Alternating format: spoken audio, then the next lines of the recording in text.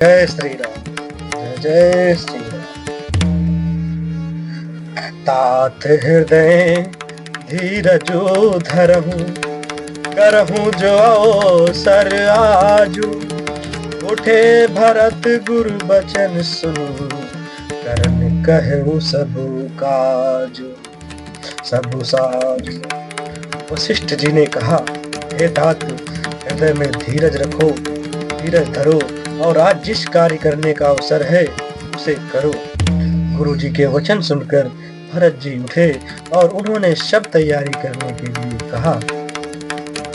नृप तनु वेद विदित अनवाया, परम विचित्र विमानु बनावा।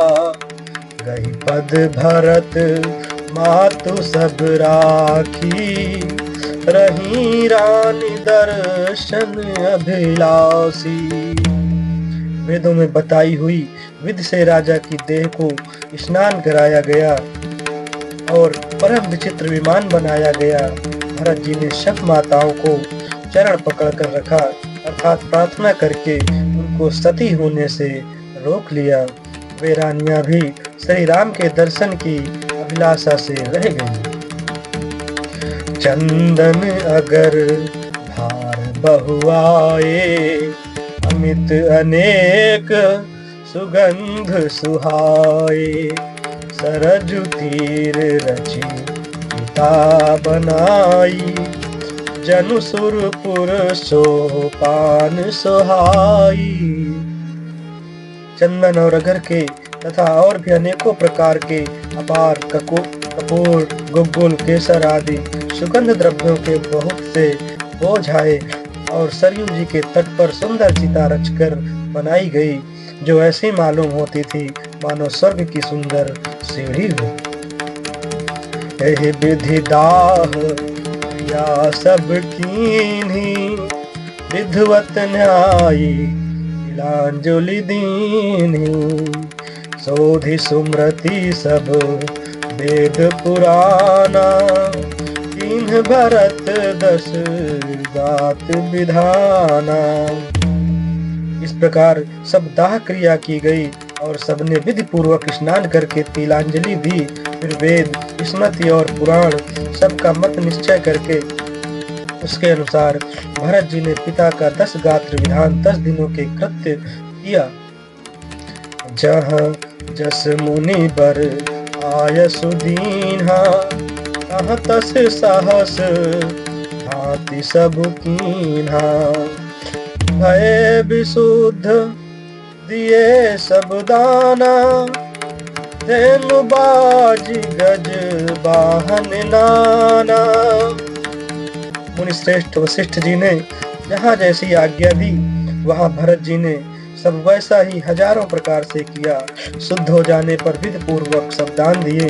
गौएं तथा घोड़े, हाथी आदि अनेक प्रकार की सवारियां, सिंहासन भूषण बसन, अन्न धरनी धन धाम। दिए भरत लही भूमि सुर, हे परिपूर्ण काम। सिंहासन, गहने, कपड़े, अन्न, पृथ्वी, धन और मकान भरत जी ने दिए। भूदेव ब्राह्मण दान पाकर परिपूर्ण काम हो गए, अर्थात उनकी सारी मनोकामनाएं अच्छी तरह से पूरी हो गई। हितु हितु भरत कीन्ह जस करनी, सो मुख लाख जाई नहीं बरनी। सुदिनु सोधी मुनि बर तब आए, सचिव महाजन सकल बुलाए। पिताजी के लिए भरत जी ने जैसी करनी की वह लाखों मुखों से भी वर्णन नहीं किया जा सकती। तब शुभ दिन शोध कर श्रेष्ठ मुनि वशिष्ठ जी आए और उन्होंने मंत्रियों तथा सब महाजनों को बुलवाया।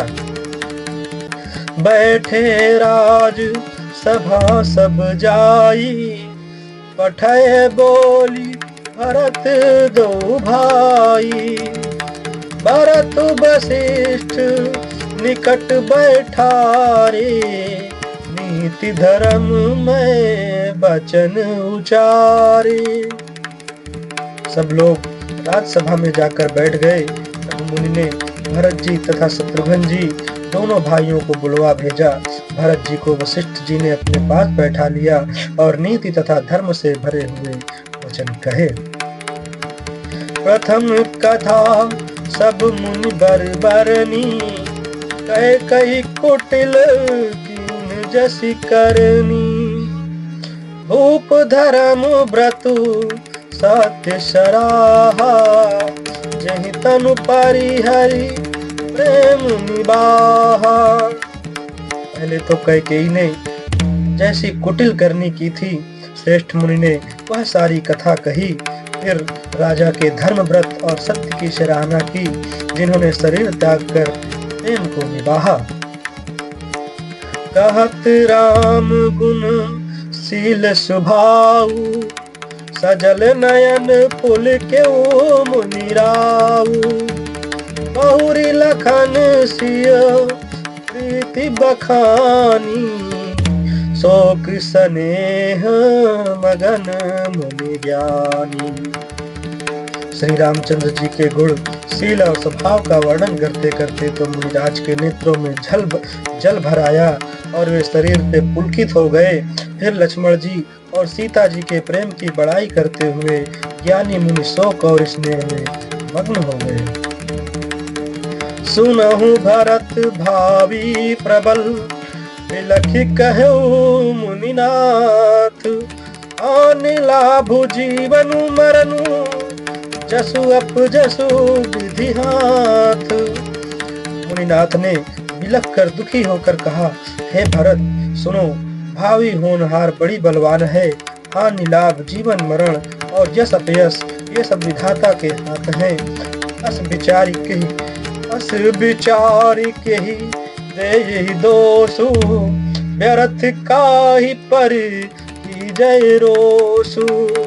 तात विचारु मन ही मन कीना, तात विचारु करहु मन माही। सोच जोग दशरथ न पुनाही। ऐसा विचार कर किसे दोष दिया जाए और व्यर्थ किस पर क्रोध किया जाए। हे तात, मन में विचार करो, राजा दशरथ सोच करने के योग्य नहीं। सोचिए विप्र जो वेद विहीना, अज निज धर्म विषय लय लीना। सोचिए नृपति जो नीति न जाना, जहिन प्रजा प्रिय प्राण समाना। सोच उस ब्राह्मण का करना चाहिए जो वेद नहीं जानता और जो अपना धर्म छोड़कर विषय भोग में लीन रहता है। उस राजा का सोच करना चाहिए जो नीति नहीं जानता और जिसको प्रजा प्राणों के समान प्यारी नहीं है। सोचिए बयसु कृपन धनवानु, जो न अतिथि शिव भगति सुजानु। सोचिए शूद्र विप्र अवमानी, मुखर मान प्रिय ज्ञान गुमानी। उस वैश्य का सोच करना चाहिए जो धनवान होकर भी कंजूस है और जो अतिथि सत्कार तथा शिव जी की भक्ति करने में कुशल नहीं है। उस शूद्र का सोच करना चाहिए जो ब्राह्मणों का अपमान करने वाला, बहुत बोलने वाला, मान बड़ाई चाहने वाला और ज्ञान का घमंड रखने वाला है। सोचिए पुनिपति पंचक नारी, कुटिल कुलाह प्रिय इच्छाचारी। सोचिए बटु निज व्रत परिहरई, जो नहीं गुर आयसु अनुसरई। पुनः उस स्त्री का सोच करना चाहिए जो पति को छलने वाली, कुटिल, कलहप्रिय और स्वेच्छाचारिणी है। उस ब्रह्मचारी का सोच करना चाहिए जो अपने ब्रह्मचर्य व्रत को छोड़ देता है और गुरु की आज्ञा के अनुसार नहीं चलता। जय श्री राम, जय जय श्री राम।